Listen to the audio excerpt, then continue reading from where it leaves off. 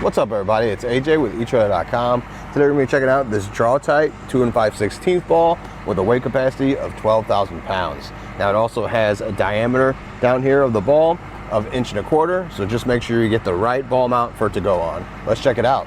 It's going to be a solid steel construction. We also have chrome plating around the outside, so it's great for those heavy duty instances. You don't have to worry about leaving it outside. Also has these nut and lock nut included with it, so you don't need hardware. It comes with all the hardware you need to get it put onto your ball mount.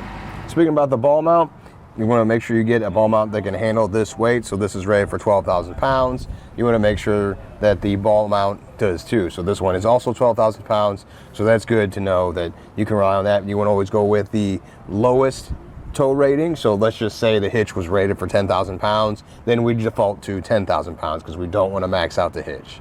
If you're not sure of what kind of coupler you have on your trailer, it's usually listed on your trailer. You can see here it says 2 5/16 coupler or ball is what we need for this coupler. So that's how I knew which ball to go with this trailer. So when you're ready to attach your ball, there's two things that you want to make sure is the ball size being 2 5/16. Make sure that's right for your coupler, and then make sure the diameter is correct for the shank or the ball mount you're going to put it on. So this one is going to be 1.25 inches of a diameter. So we know this is going to fit this. Fits right in there. You drop that. Now it's got the included lock washer and then nut here. I'm going to get this tightened up by hand.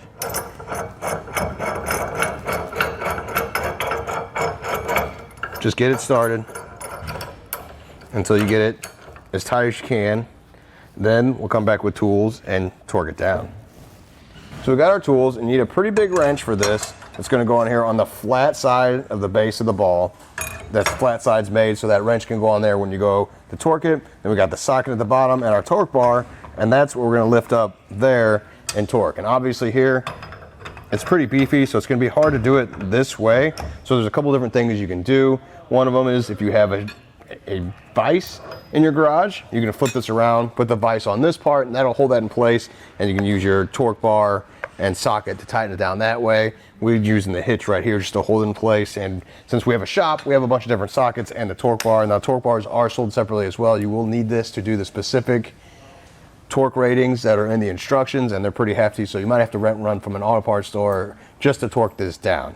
But what we're going to do to help us out with the tools we have is flip it to the side.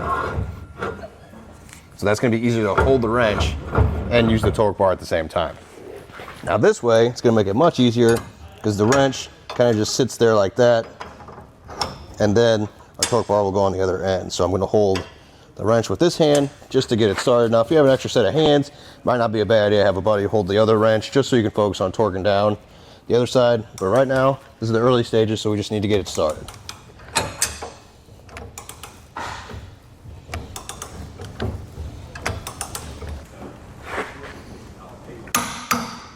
The only thing left to do is lower it down and get it hooked up to our trailer.